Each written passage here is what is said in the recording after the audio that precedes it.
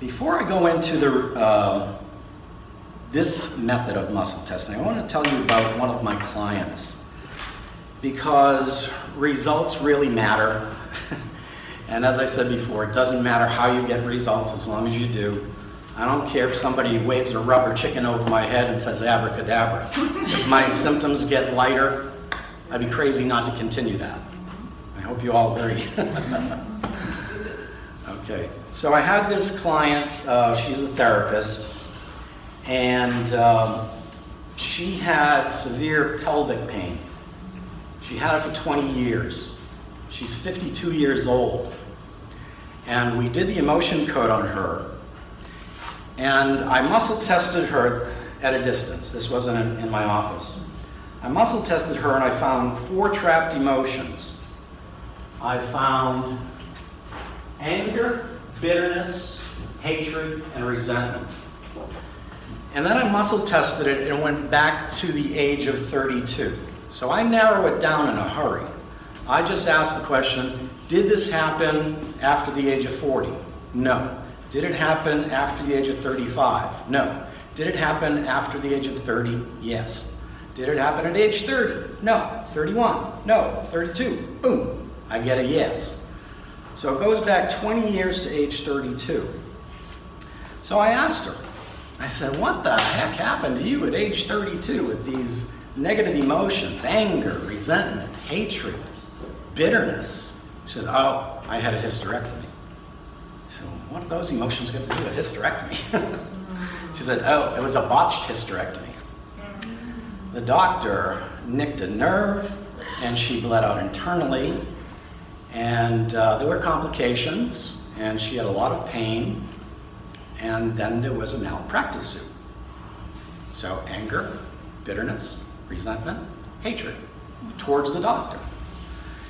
And then I tried to release those trapped emotions from her body energetically, and they wouldn't budge. None of those emotions would leave her body. And I said, oh, great. Why wouldn't they leave? Well, that's when my intuition kicked in and I said, wait a minute. She doesn't forgive this doctor. She doesn't forgive her at all. Not only doesn't she forgive her from her mind, she doesn't forgive her from her heart. So what I've found in my practice is that unforgiveness is a huge obstacle in healing, whether it be emotional or physical. Unforgiveness. It's crucial. And I asked her, I said, can you forgive this doctor? She said, oh no, I'm not forgiving that B-I-T-C-H. I said, well, get used to the pain, because you're going to have it for the rest of your life if you don't forgive that doctor. She says, what? I said, yeah, you got to forgive that doctor if you want to get rid of that pain. She said, you're crazy. I hate you. She knew I was right at that point. That's why she hated me. So I convinced her to at least try to forgive this doctor.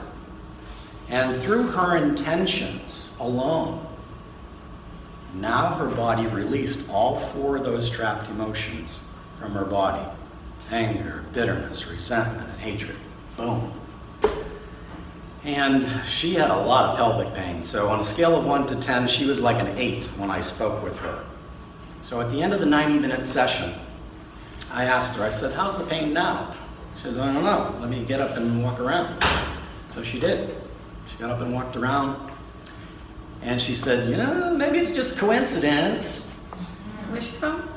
Where's she from? I can't tell you that. Oh, you had an accent. All of a sudden there was an accent. Like, is she down south or something? She is. Okay, she is. okay. She is down south. But I don't like to use her name in this I hear story you. or where she's from. Yeah. Yeah. After we released it, she walked around and she said, yeah, it actually is not as bad. So on a scale of 1 to 10, it was an 8 when we started. Now it's down to like 5 or 6, which was great. Mm-hmm. So I get a text from her the next day, 50% better.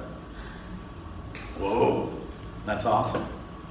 And then I get a message a week later. Pain's gone. 20 years she's been suffering with this pelvic pain because she holds a grudge against the doctor. She wouldn't forgive her. So we release those trapped emotions and boom, bye-bye symptoms, bye-bye pain. Just like that. How much do you charge? I'm dead serious. Yeah, how much do you charge? It's on his website. I have, on my website there, have you given them the website? Yes. Hey, you can write it down on your website so we can. Yeah. So What? we can contact her. You can come up to the front and everybody can get a card. I know the people who pay attention. Most of my clients are chronically ill. They've got MS, rheumatoid arthritis, Lyme disease, lupus, all kinds of things, allergies, asthma. Yeah, Do you deal with anyone who has undiagnosed pain? doesn't matter to me. I don't need a label. The doctors need a label. That's what a diagnosis is for. The doctor needs to diagnose you so they know what drug to put you on. Okay? Since I don't have drugs, I don't need a diagnosis. You come to me with symptoms, that's all I need. You want them to go away, so do I. So it doesn't matter to me. Our bodies have the innate ability to heal themselves. So it just needs the proper guidance to do so. So if you can get the body back in balance, it can't help but heal itself. Well, yeah, but when he helped my son, he was like, wow, that's unbelievable. So it's huge. Hey, the subconscious mind holds answers to all the questions you ask. But the muscle test is only as good as the questions you ask. So any good detective knows if you don't ask the right questions, you're not getting the right clues, therefore you're not solving the crime. If you can learn how to muscle test, whew, it makes life so much easier. And I can use this dowsing rod, or I can do it manually. Now, I'm going to show you the manual method on Miss Suzanne. Yes. Okay, if you can, this way, so you can see it there. All right, now face me. Okay, so the first thing I do is get a baseline. Are you well hydrated today? Yes. Ooh, you are, and lemons too. Drains the lymphatic system really well. It does.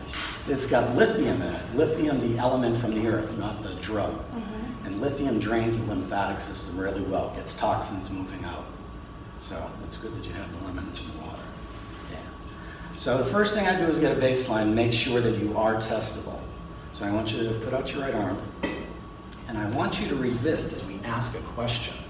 We're going to ask a question that everybody knows the answer to. Okay? We're going to see. Now, you're going to give resistance, but not Hercules, okay? Just normal resistance. And I'm going to ask a question. And if we get strength, that means yes. If we get weakness, it means no. So here's strength. I'm going to say yes, strength. And here's weakness. No. So we can get true or false from the subconscious, yes or no from the subconscious. All right? But there's no multiple choice. Okay, I wish there was. It would make things so much easier. All right, so is your name Sally? Weakness, that's no. Is your name Suzanne? Strength, getting a yes. Okay, so are we in Hudson, New Hampshire? No. Are we in Lawrence, Massachusetts? Strong. See, that's muscle testing. You just ask questions and you get answers. Your subconscious is sending a message down your arm, right to your wrist and hand, to either stay strong for yes, or relent for no. And it just goes weak. I don't care if I've got a bodybuilder come in here and put out his arm with 19-inch pythons. His arm's going down if his name's not Sally. Okay? Yeah. So that's the muscle test, doing it manually. Okay. All right. Thank you. You can sit down. All right. Now let me go to this whiteboard. Some of you saw me drawing on that. You've probably seen analogies with an iceberg before. So, tip of the iceberg is your conscious mind. The Goliath below the surface is your subconscious mind. And this is where I play, below the surface.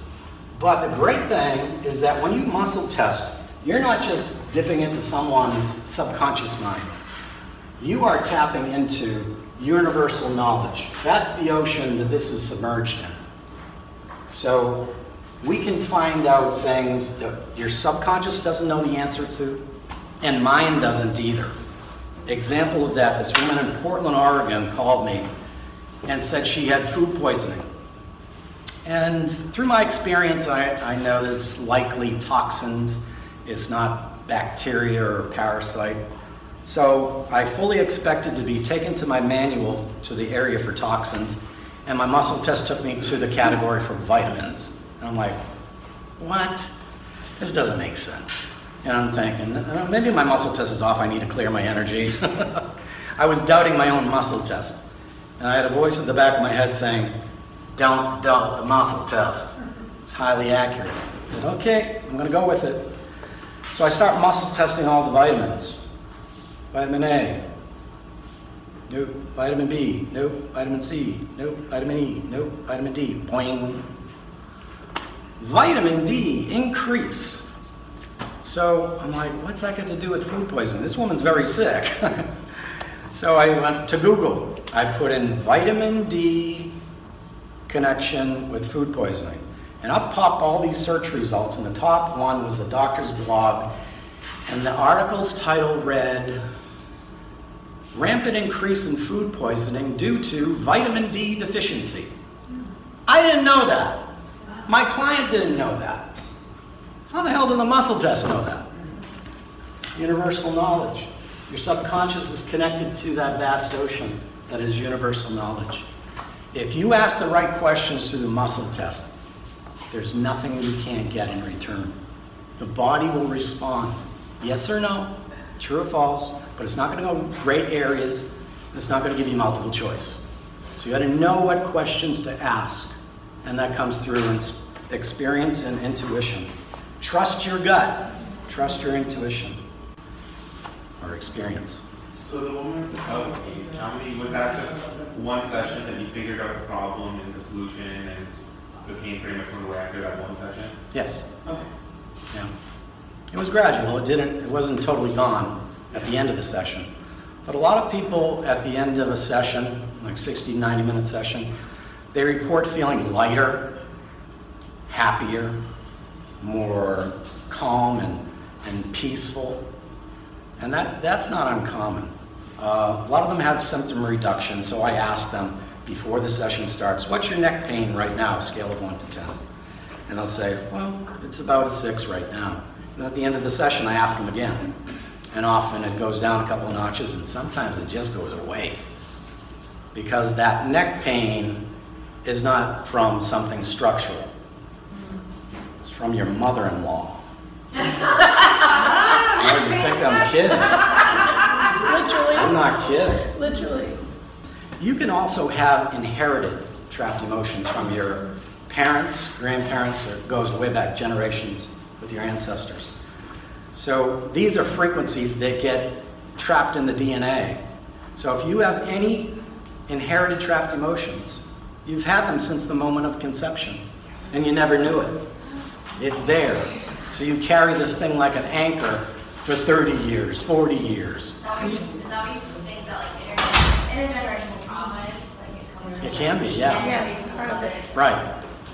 Now, I've had clients that had relatives that were in the Holocaust. One of them was from Poland, and she had inherited trapped emotions of terror, fear, horror, anxiety. It all went back to her great-grandparents that were at the Holocaust. Yeah. Okay, so let me talk about some inherited stuff I found with my own granddaughter. Sophia is 2.5 now, And when she was younger, she was not walking when she should be walking. And my daughter was very concerned about this, so she said, "Dad, can you do something for that and see if there's any problem?" And I did. So I identified through the muscle test that my granddaughter had inherited low self-esteem, insecurity, fear, and I forget what the other one was, vulnerability, I believe. And you could see it in her because she would stand across from me and I'd say, "Come to Papa's, come on, walk to me." And she was frozen. And it was no confidence and there was a fear there. She wouldn't even take one step. So I identified those inherited trapped emotions and we released them energetically. And once we completed that, I was in the kitchen and I was making dinner for my daughter and my granddaughter. And all of a sudden I heard my daughter scream. And I spun around and I said, "What?" "Dad, she walked." I said, "What? Are you kidding me?" She took like 7 or 8 steps for the first time. And my daughter screamed. And Sophia went down. Because she associated walking with something bad because Mommy screamed. So now we had a trapped emotion of shock that we had to release from her body. And we did. So she was walking like crazy after that. And the same thing happened months later. She was delayed in her speech. Sophia was only saying mama, dada, when other kids were stringing together sentences and had a vocabulary of like 30 words. So Shannon came to me and said, "Dad, can you do that thing again?" I said, "Sure, I'll do that thing again." And this time there were no inherited trapped emotions. This time the muscle test identified birth trauma. And this was because Sophia was born with the cord wrapped around her throat. And every time Shannon pushed, Sophia's heart rate would go up because the cord was tightening every time Shannon pushed. So that's where the trauma was.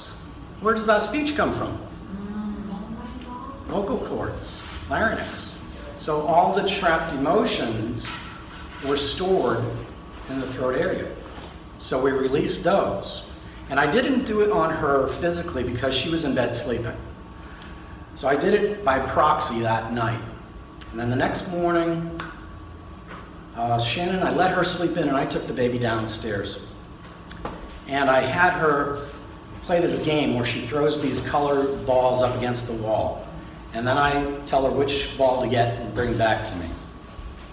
And she knows all her colors. She can't say them, but she knows all her colors. So I said, "Go get me the red one." She brings me back the red one. So we're playing fetch. I said, "Go get me the green one." She brings me back the green one. I said, "Go get me the purple one."